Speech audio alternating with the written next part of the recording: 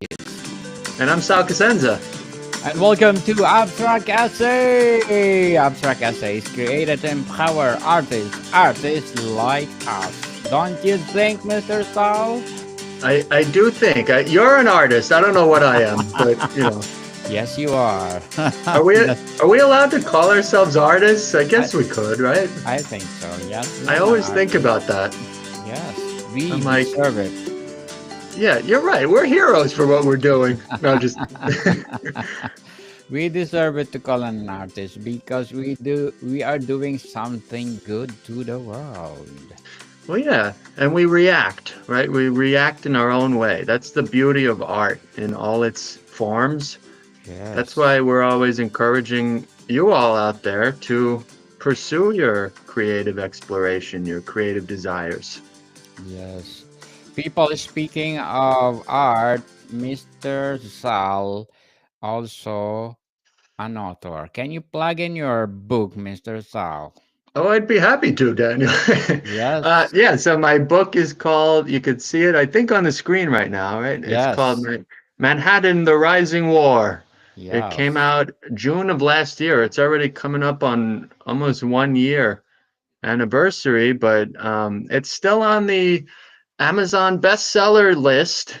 Yes. It's That's good. never been taken off of that. So I'm particularly blessed and happy, and I hope it keeps Continue. people keep reading it. Yes, Mr. Sal, congratulations. Thanks. Hoping for the third, second, fourth, and fifth book. Please I'm create working more on books. things. I'm Yes. working on things. I'll say that. The paintings right now, I've got ideas in the drawer, but I've Yes. got a couple of book ideas that I'm really happy with. So I'm pursuing one really strongly right now, but it's difficult. It's like True. you got to be Busy. totally.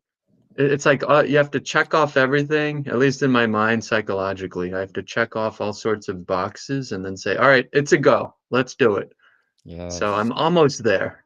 You're almost there. That's how Mr. Sal organizing everything. But before we go on to your exciting and magnificent paintings, I want to plug in my Book 101 review. Please do listen to my Book 101 review, people. My feature author of the month of March, award-winning and best-selling author, Miss Angela Henry.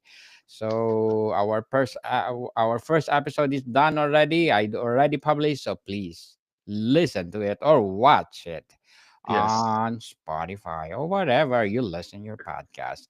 So, Mr. Sal, with no further ado, I will do the drum roll. Oh, let me see if I get it. I never get it. Oh no. Yes, one more. Oh. Enter Oh, picture. yes, Enter picture in picture automatically. you I don't did know it. what that means. You did it. You did it. Oh, allow this time. I don't know. Okay, can you see the painting? Yes, It's a indeed. red background. Okay. Amazing painting. All right. So, for those who have stuck it out with us for the last like 5 episodes, Yes, we've reached the end of the Domestic New York collection. series. So these are the final 11 installments. And I think they're, I don't want to say the best, but they're the most personal, the most deep. These are the ones that I did when I was living in New York. So they have, I think, an extra sort of flavor to them. And so each one of these last 11 you're going to see, each has a poem. I'm not going to read every poem to you, Daniel. Yes. No. As much as I I want to, I'm not going to because it'll take 4 hours. I have um Mr. Sal, I have another podcast about that, abstract poetry. So you can buy oh, it. Come and be my guest on abstract poetry and let's talk about your poetry. okay. Well, I'm no poet and I don't know it, but I tried poetry and I had fun with them. But Yes. okay, so each one of these paintings is 20 inches by 20 inches. And the idea behind them was to create a sort of concept album, right? So I don't know, Daniel, have you heard that term concept album before? No, enlighten me, please. So it's What is like all about? when an album is composed of different songs that sort of tell the same overall story. So Frank Sinatra was Yes, famous for creating concept albums. There's a famous Paul McCartney and Wings album called Band on the Run, yes. and that's a concept album. Green Day, Green Day more I recently love has Green Day. created concept albums. So it's kind of like every song. It's not really a single. It's more part of a chain. It tells an overall story. So I was pursuing that, and then I was also thinking about back in my when I used to do like Catholic mass. I used to go to mass. You would see the stations on the cross, and each one was sort of a similar size, depicting a different part of the crucifixion. Um, so I had all of that in the back of my mind as I was pursuing these last 11 pieces. And I also just needed to kickstart my art career when I was living in New York. And so I thought, I'm going to send this domestic New York series off. I'm going to end it in the city that inspired it in the first place. So I really put a lot of extra effort, I think, into each one of these. Um, I bring some of the characters back from the previous set of paintings, but it's mainly focused on this on again, off again relationship that the Empire State and Chrysler Building are having. And so it's a story really of a romance that becomes a breakup and a really dark breakup. And then at the end, the sort of bonus track is the final painting. And that's sort of like an optimistic. I always think of it as like a single, like another song that drops, that sort of ends optimistically. And I was going through it. Some of these are autobiographical, so you'll see a lot of personal touches added to these pieces, and if I remember to call them out, I will. So I don't know. Should we just dive in? Yes, go ahead. Okay. Go All ahead, right. Mr. Sal. So the first in the series I created in 2015, and it's called Domestic New York, A Towering Romance. And I wanted, this sort of iconic silhouette, sort of, this skyline of a painting. So I've got you know, this towering romance happening between Empire State and Chrysler Building. You have the Zeppelin there. You've got searchlights. You've got the city below, sort of as like a very theatrical set piece. So it is still very set piece like. I know in the past episodes we talked about how this domestic New York idea of each one is in a sort of sitcom like a set design, right? And so this one is almost very Broadway like, right? Very theatrical in its composition. And there's a few little, I guess, double entendres. Is that what you would call it? Yes.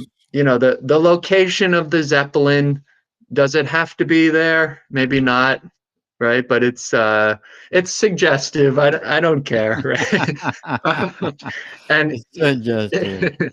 it doesn't necessarily have to be at that location, but it is whatever. But this is Empire State and Chrysler unabashedly in love with each other, Oh, right? And so wow. their bodies are contorting in such a way that is, or almost reminiscent of like a Gone with the Wind poster from the 1930s and 40s, sort of old Hollywood style, old Broadway, old Hollywood. So I think it was a way to just kick this last leg of the domestic New York journey off with a bang, right? So where do I go from there? I go back to I sort of Nice. revisit some memorable aspects of the series at large with these last 11 paintings. So this one is sort of a throwback to the film noir days, right, of the series, where I had a few of them in black and white, wearing the fedoras and whatnot. So here you have um, that that tradition sort of happening once more, sort of one final time, actually. Here's Empire State Building with a big stogie in his mouth, right? The sort of the ringleader of this trio of buildings. And by the way, um, the three buildings here are positioned, and the hats have all been selected based on a still frame from one of my favorite Frank Sinatra movies, and actually a Rat Pack film called Robin and the Seven Hoods. It's a musical from 1962, I want to say, Mm. maybe 63. But there's a particular shot with Sinatra at the center, and then Sammy Davis Jr. and Dean Martin flanking him. And so I took that pose. I took those three poses that they were, uh, you know, inhabiting, and added and applied them to these three buildings. Um, the building on the left is 40 Wall Street in Lower Manhattan. The building on the right is Rockefeller Center, the GE building, which is now actually called the Comcast building. But and then I have, a $20 tip on the bar, on the counter. I have, napkins and various beverages, sort of in this 1 point perspective, terminating to the center of the painting, which is Empire State Building. So it's, oh, and the name of this one is Domestic New York. Take care of that thing, which, it's like a classic Brooklyn sort of cliche. It's like, oh, did you take care of the thing? Yeah. Which thing? The thing in Jersey. Oh, yeah, yeah, yeah. Go ahead. So that's the name of this one. All right, let's go to the next one. All right, so this one is called Domestic New York. The song is ended. Oh, And this nice. is, so this one is sort of getting into this idea of, the relationship between the Chrysler and Empire State Building is on the rocks. Mm. And so Empire State is sort of forced to sit and ruminate and think pensively about what the hell happened to him. And then there's a note on the bottom left, and that note says, Empire, I wish there were another way, but I'm afraid my leaving is the only one. Goodbye, Chrysler B. So that's kind of the breakup note. Um, there's a rose, a dead rose, and the rose sort of becomes a common thread throughout these last 11 paintings. It pops up here and there. The reason for that, by the way, is the state flower of New York is the rose. And I was Mm. like, oh, okay, that makes perfect sense, right? So I added the rose. This orangey sort of suede chair that you're looking at, and Yes.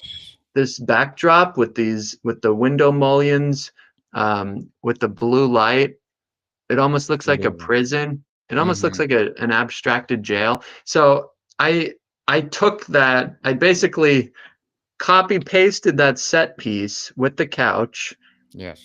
from another Frank Sinatra, uh, a Movie. music video, sort of a Um. music montage that he recorded in, again, like the late 60s, the mid to late 60s, for one of his music specials.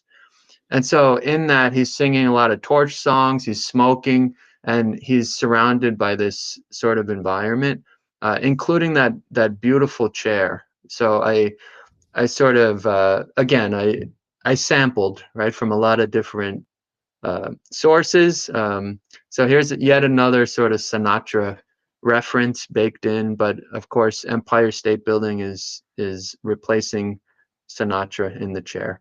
Um, Next one. All right, so that was Yes. 2015.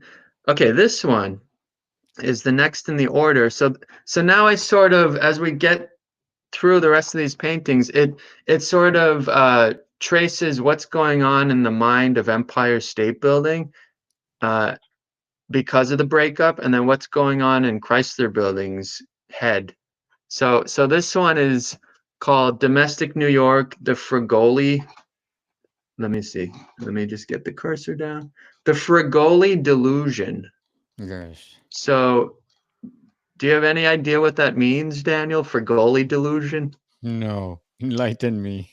I did not either. So, but until I did some research. So, my favorite one of my favorite movies, and we talked about this in episodes prior, is the Alfred Hitchcock movie called Vertigo, Yes. and it's one of the most, you know, it's an epic film, right? It's like always on the list of like the greatest films ever.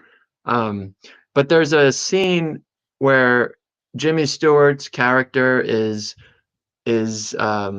obsessed with Kim Novak, and he sees her everywhere, right? And that happens. I don't know if you've ever been in a romantic relationship, Daniel, that just went south, but or even not, even like when you're into somebody and you start to like see that person everywhere, right? And maybe this just happens to me, but um It happens to everyone, Mr. Sal. okay, good. Oh, thank goodness. But it's this idea of, people you see on the street, like from a distance, they could be that person that you are thinking about.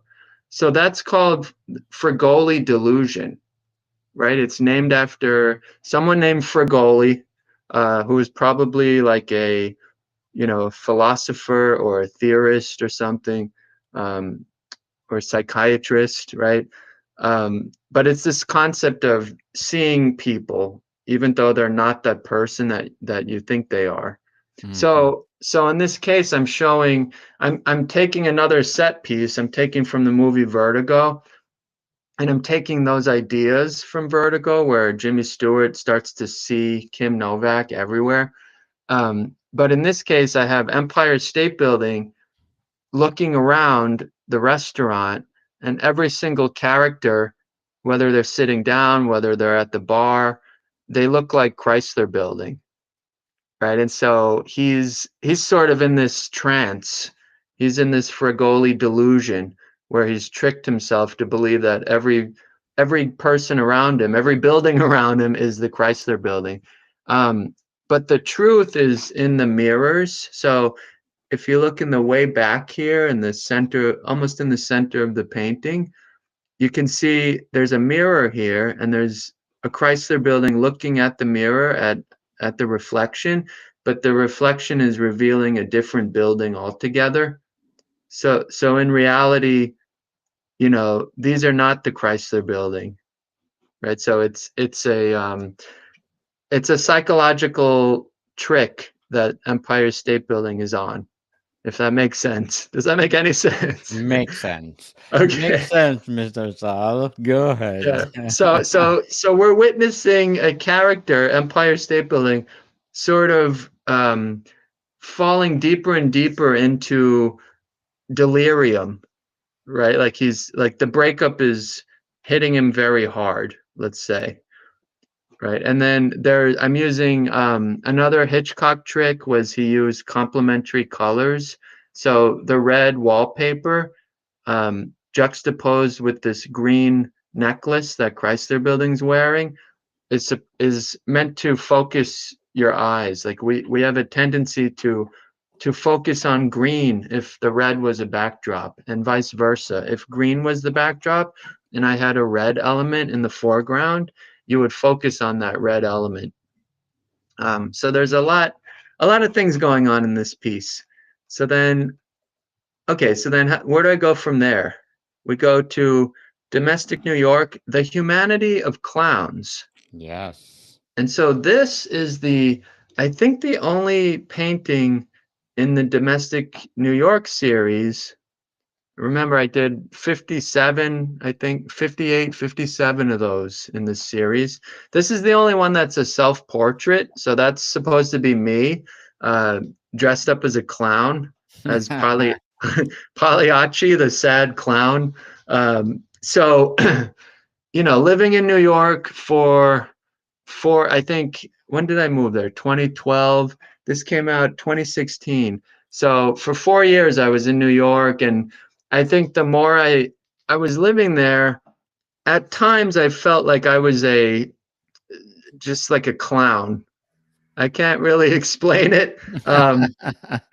But New York does that to you. I love New York, and but it does every so often cause you to be self-reflective and introspective and question who you are, right? And so I felt that, I met a lot of really beautiful people, and I met some people who maybe I felt took advantage of me in one way or another, or maybe I took advantage of them, right? Yes. But in either case, I felt like I was a sort of a performer or a clown.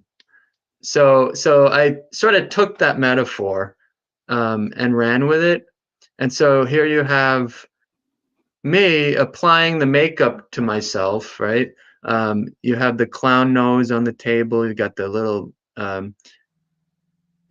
makeup with the brush here. You have a magazine on the table called Calrophobia. Calrophobia, Daniel, is a fear of clowns. Oh, wow. I did not know Thank that. you. Thank you Yeah, for sharing the info. I'm not. Are you afraid of clowns? I'm not, but I don't know, because I'm that's a not. big.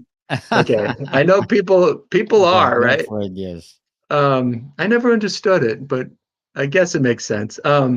This element here, this triangle design on a towel here, that's taken from yet another Sinatra album cover, this time Only the Lonely. If you Google that album cover, you'll see it's a picture of Sinatra as a clown. He's got clown makeup, and this triangular design is behind him. You have a box of props here, because a clown needs props. And then I have sort of peering through the red and white striped curtain, like a clown, like a circus tent, right? You have St. Patrick's Cathedral and other buildings and Empire State sort of like peering in.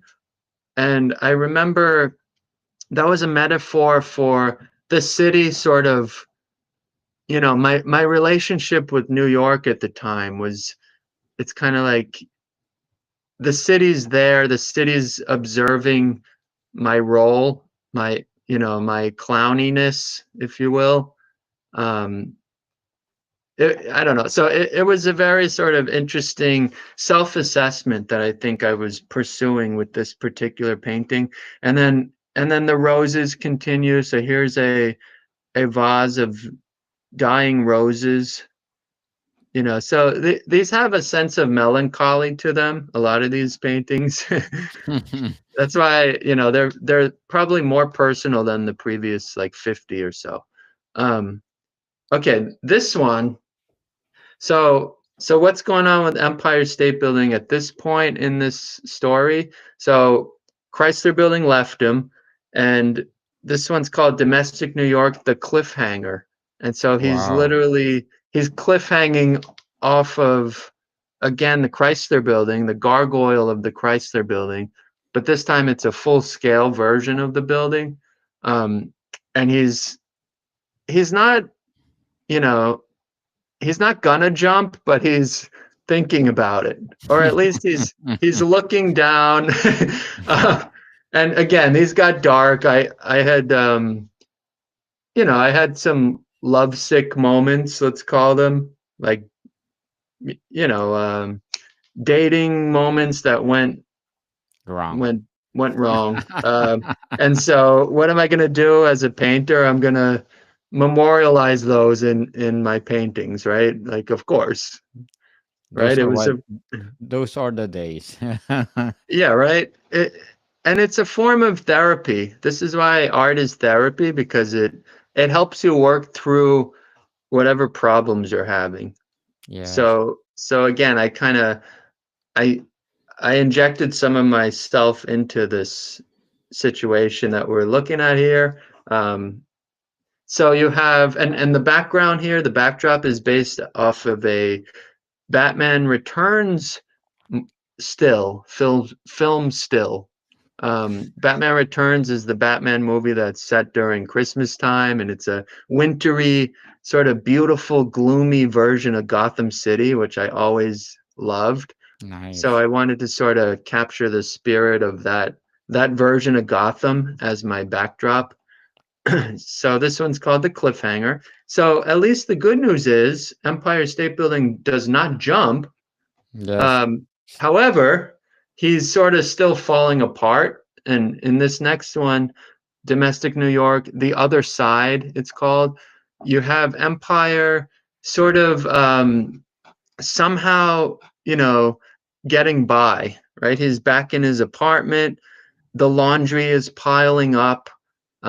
He's got trash. He's got a pizza box and some, looks like some, is that vodka? He's got a he's got a banana peel. The trash needs to go out, but he hasn't taken it out. Um, there's Chinese food like to take out right on the top of the dresser over there. And if you look at Empire State Building, he looks pretty bad, right? Like his bricks, his stonework is falling off. You could see some of his interior floors and columns exposed. So, he's kind of worse for wear. He's surviving, but he's not doing very well psychologically and physically, right? And so here's another use of the mirror as sort of, you know, a truth teller, Yes. or the mirror as a reminder. That's why I call this one Domestic New York, the other side, because he's looking at the other side of his life or reality. So in the mirror, you see everything is hunky dory. There's a yellow sign saying happy anniversary. You've got Chrysler and Empire sort of embracing each other, looking at their reflection. There's a hat on the rack. There's jewelry. The room itself is composed, but then when you look at the current reality, that anniversary poster is now draped, is sort of forgotten on the top of the dresser. And as I mentioned, the laundry's piled up, right? The trash is out, and Chrysler Building is nowhere to be found, right? So again, it's very sort of depressing, right? But so that was 2016. So then, 2016. yes. So then later on in 2016, so Empire State, we kind of zero in on him now, and he actually decides to improve himself, right? That was sort of his very low point, was when he's looking in the mirror. So what does he do next? He goes to a shrink, right? So this one's called Domestic New York Shrink Wrapped. uh, Nice. and and I based, so my roommate and one of my dear friends, he hates that term dear friend, so I say it anyway. He was a dear friend, but his name is Justin, Uh, and Justin was and is he was studying forensic psychology and criminal justice. He was my roommate, one of my roommates. And mhm. so when I was painting these paintings, it was in our New York apartment, usually in the living room or in my little closet of a bedroom. But I remember consulting with Justin on this one, asking him, what would a therapist office have in it, right? And so these envelopes would be there.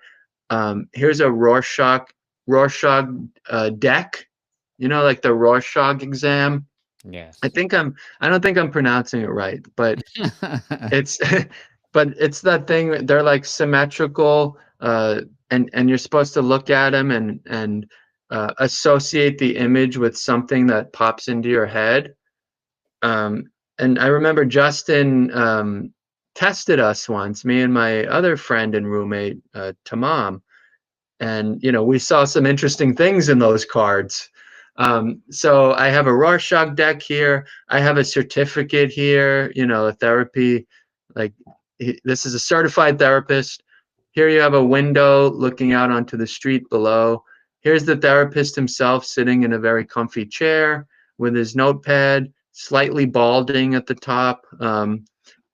And then, you have Empire State Building sitting on this chase lounge, this very nicely comfortable looking tufted lounge.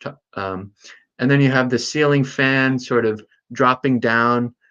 This is another one of those paintings that I did the bird's eye technique, where it's basically a camera from the top looking straight down onto the proceedings. And so I remember painting this one. I had fun with it with the lighting technique, I remember. But long story short, Justin, I think he owns this one now. I remember he wanted it, so he bought it, and I'm grateful for that. And a lot of my friends actually bought these. My other friend Tamam owns this one, I believe. But Nice. anyway, okay, so that's shrink wrapped, and then from there, Empire State Building. He's he's getting it together, right? Like he's picking up the pieces of his life. So he's going to go back to work, right? So here you have in this one called Domestic New York, Monday morning, 8 a.m. from 2016. You have Empire State. He's got his business tie on, he's got his hat on, and he's got his briefcase, and he's braving the elements and he's walking to work. Um, this this sort of signifies for me, how I used to get to work. My commute over there. I used to work on 38th and 8th in Mm. an architecture office, and that's right near Times Square. So it wasn't exactly the quietest and cleanest area in the world, Daniel. Right? It was quite the opposite. Cleanest. Um, it was loud. There was debris in the sewer main, right? The sewer vents. There was smoking, like everyone smoked. It was kind of annoying. I think in retrospect, I look back on it with like rose-colored glasses. Um, but so I tried to capture that energy, that intensity of just walking to work in this painting, right? So you have cigarettes flying everywhere. You have taxis and sort of garbage trucks, right, flying around. You have a giant exaggerated honk, right? So the horns are blaring. The trash is everywhere. So uh, it was a very hectic commute. That's why usually I would get breakfast nearby First. work. Yes, just to sort of say, all right. Um, but here we have Empire State Building.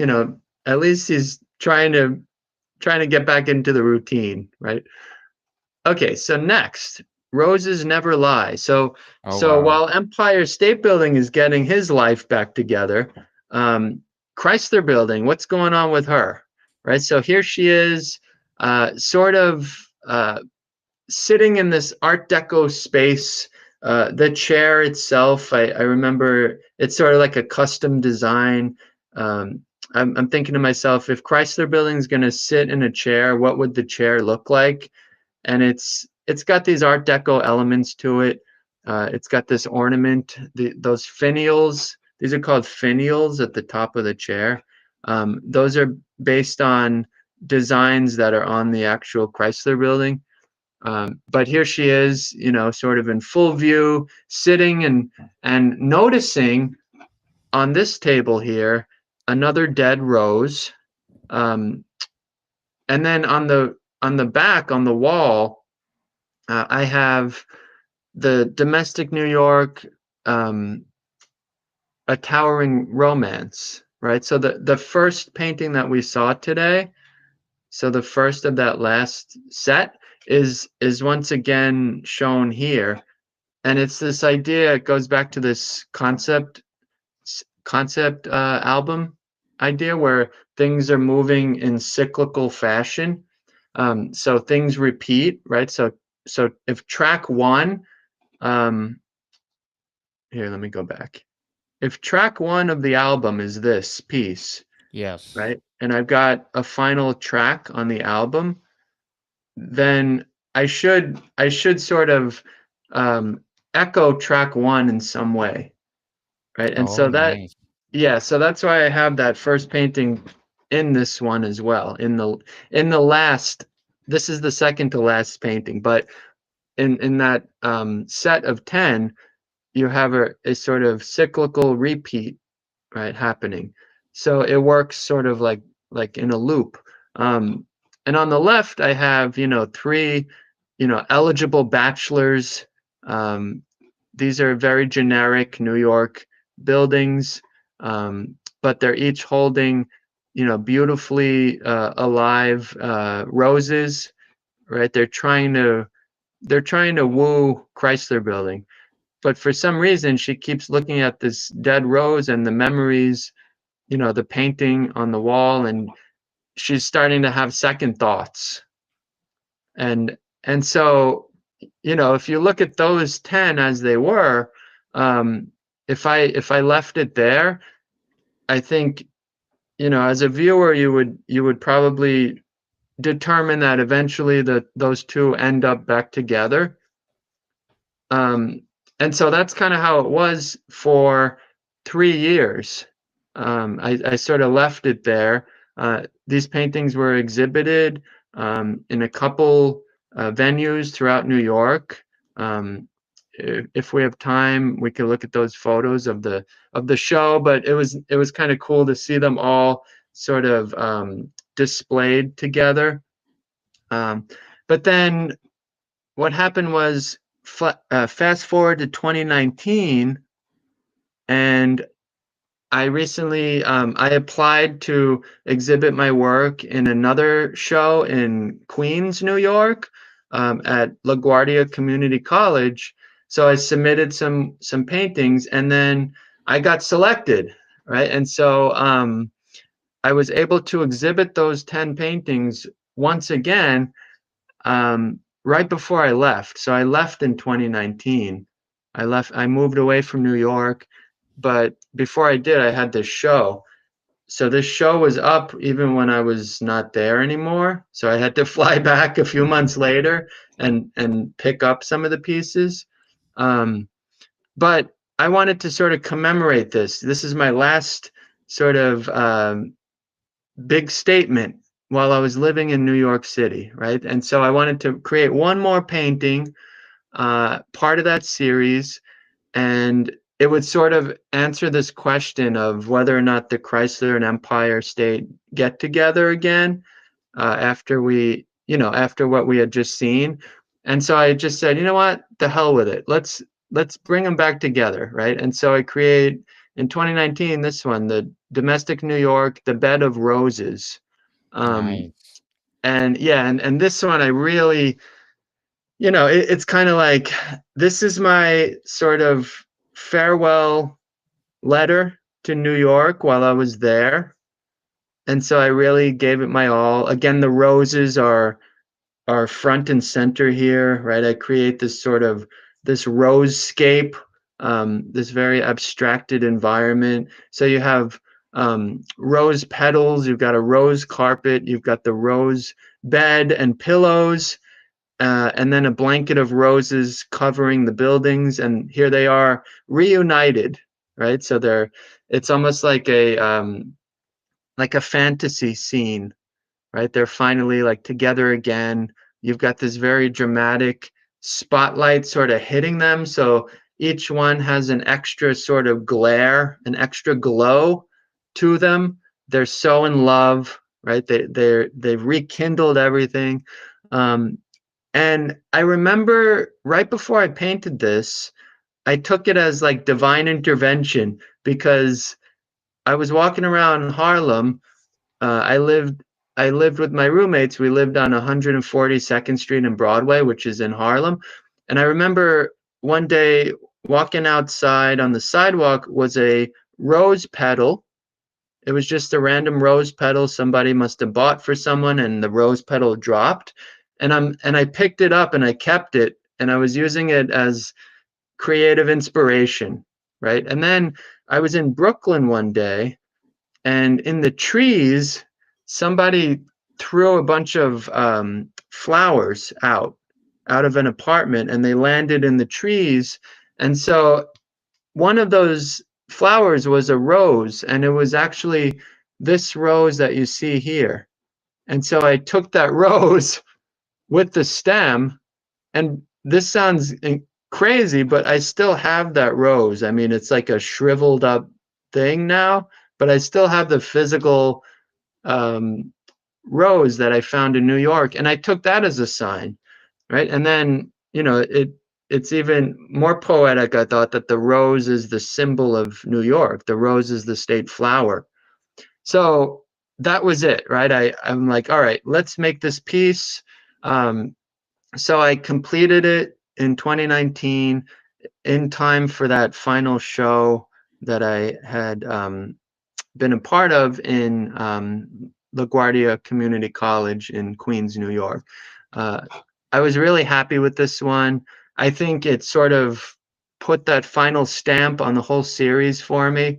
The reason why I retired this series after that was, number one, I did 57 of them, right? So how much, how many more, how many more did I need to do? Serious, yes. Right? I mean, I think I said everything I needed to say with this series, but I think this was such a just very appropriate way to end the series, to end it in New York, um, to leave New York for Arizona, knowing that these paintings were still being displayed there while I was gone, for me felt like a feeling of I I don't know. I had made it. A legacy. Yeah, something like Wow. that, right? Like I went there for a reason, for a purpose, and I think that I had achieved what I wanted to do. Um, Certainly. yeah, so Totally so I was agree. like, great. Um, Yes. You're great, so yeah, Mr. Saul. And well, I thank don't you. know about that. Yes, you are. Thank you so much for Thanks. sharing your paintings to the world. And we are encouraging you to do more and more and more series like this to come. So, to wrap up our discussion for today, how do you decide on the size and scale for all your paintings? Well, for those 11, the 20-inch by 20-inch, they needed to be square. The reason for that was sort of based on a record, an album cover, like a record album is usually a square-shaped thing. Um, and that was the main reason why those had to be 20 by 20, because I wanted square-shaped ones. I wanted each one to be, parts to a whole, parts to an entire story. Again, that concept album idea, the Stations of the Cross, right, where each one is the same dimension. So they had to be square. I was like very adamant about making them square shaped. Definitely amazing, Mr. Sal. Did I Well, pass? No. yes, indeed, you passed all those greatness paintings of yours. So, Thank you. as I said, please do continue doing it. Make a series, and let's empower the world through your painting. Thank you, Daniel. Thanks for allowing me to share these with everyone. No worries. So, people support Mr. Sal Cosenza. Where do Ghana people say visit your art? What Oh, is your website? just my website, salcosenza.com. You'll see those poems. You'll get to explore each painting that we talked about, and you can reach out to me with questions or show us what you're working on. Yes, we will encourage you to do something good to the world, people like us. Yes. Like us, for sure. So, Mr. Sal, thank you so much for your time. Thanks, Daniel, and thanks everyone. Have a great week. Modicam people, see you soon.